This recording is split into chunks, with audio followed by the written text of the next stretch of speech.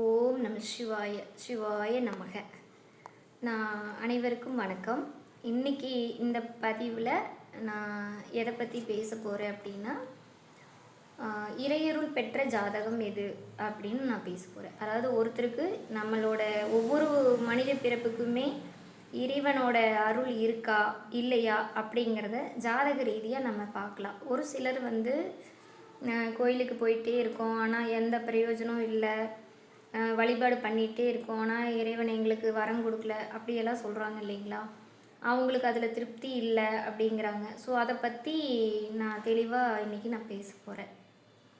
என்னென்னா, ஒருத்தரோட ஜாதகத்தில் அவங்களோட எந்த லக்கணமாக இருந்தாலும் சரி, அவங்க லக்னாதிபதி 9ஆம் அதிபதி காலபுருஷ தத்துவப்படி 9ஆம் அதிபதிங்கிறது குரு, பாக்கியாதிபதியே குரு. அதனால தான் அவர் 9ஆம் அதிபதியாக வர்றாரு, சரிங்களா.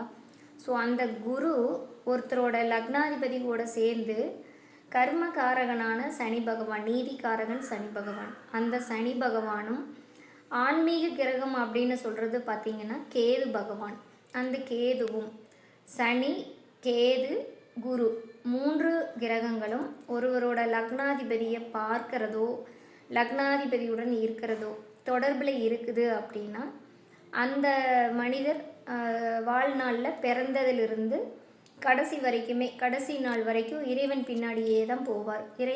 இறை நம்பிக்கையோட கோவில் வழிபாடு அதிகமாக செய்வார். அவருக்கு எந்த கோவிலுக்கு போனாலுமே முதல் மரியாதை கண்டிப்பாக கிடைக்கும். முதல் மரியாதை மீன்ஸ் என்ன அப்படின்னா, எல்லாருமே வசதி படைத்தவங்களா இருக்கிறது கிடையாது இல்லைங்களா மனித பிறப்பில். ஸோ ரொம்ப வசதியாக இருக்கிறவங்களுக்கு முதல் மரியாதை இருக்குது, அது ஒரு பார்ட். செகண்டு, நார்மலாக இருக்கிறவங்க மிடில் கிளாஸ் பீப்புள்ஸ், அவங்க எந்த கோயிலுக்கு போனாலும் அவங்களுக்குன்னு ஒரு ப்ரியாரிட்டி அங்கே எதிர்பார்க்காம கிடைக்கும்.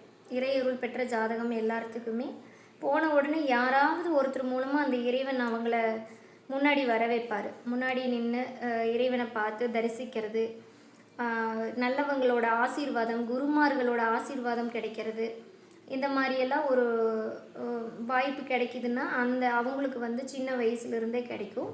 ஸோ அதுதான் நான் இறையருள் பெற்ற ஜாதகம் அப்படிம்பாங்க. அதாவது ஒரு லக்னாதிபதியோட அந்த லக்னத்துக்கு 9க்குரியவர் சேர்ந்தோ பார்த்தோ இருந்தால் இந்த இறையருள் அப்படிங்கிறது தெளிவாக அவங்களோட ஜாதகத்தில் தெரியும் நமக்கு.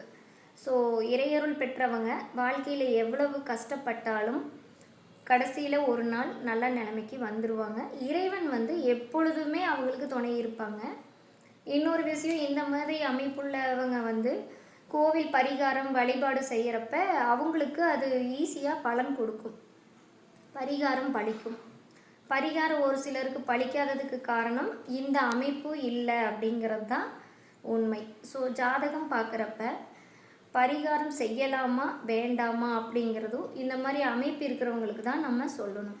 ஸோ அதுதான் தெரியாமல் எல்லாரும் பரிகாரம் பண்ண போய் ஒரு சில பேர்த்துக்கு எதுவுமே நடக்கிறதில்ல, பரிகாரம் பழிக்கிறது இல்லைன்னா அதுக்கு காரணமும் இவங்க ஜாதகத்தில் அந்த இறை அருள் பாக்கியம் இல்லை அப்படிங்கிறது தான்.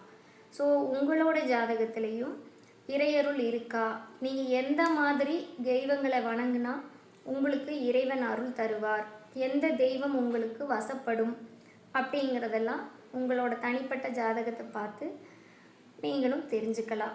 இது விருப்பம் உள்ளவங்க என்னோட கீழே தெரிகிற நம்பருக்கு காண்டாக்ட் பண்ணுங்கள், உங்களை பற்றியும் தெரிஞ்சுக்கோங்க. நன்றி, வணக்கம். மீண்டும் நான் ஒரு அடுத்த நல்ல பதிவில் உங்களை நான் சந்திக்கிறேன்.